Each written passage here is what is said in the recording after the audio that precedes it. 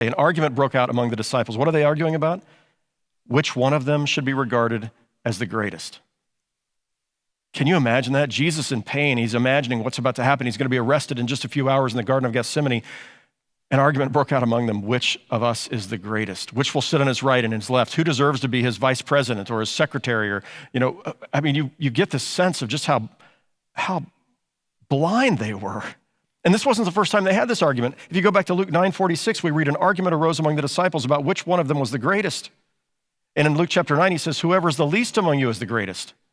God reverses everything you're thinking about. This is all about ego. And in this case, at the Last Supper, he says, the greatest among you must become like a person of lower status, and the leader like a servant. Long before Greenleaf wrote Servant Leadership, Jesus was teaching them, listen, this is what it means to be the great ones. It's to give yourself for other people. This is what it means to be one who is going to lead. It means to serve. This is what it looks like. And he's going to show them that as he hangs on a cross the next day, laying down his life for them. But they couldn't understand it yet. Now, this word gives me some encouragement because I think most of us miss this some of the time. I'm a highly competitive person. I like to win at whatever I'm doing. I like to win at cards or dominoes or whatever kind of games. And in my vocation, my jobs, I always wanted to try to do the best I could. And my ego sometimes would get caught up in that. I remember when we started the church, there were 4 United Methodist churches started at the same time. And Monday afternoon, we'd call each other, okay, how many did you have in worship this Sunday?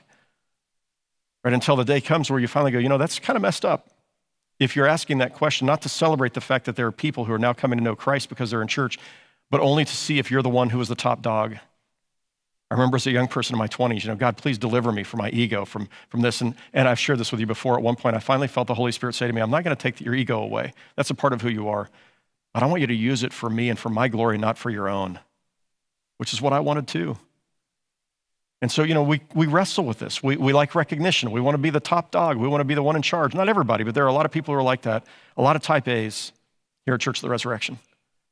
And what Jesus is saying is really where life is found. If you want to follow me, you want to find life, follow what I'm doing here. I'm going to lay down my life for you.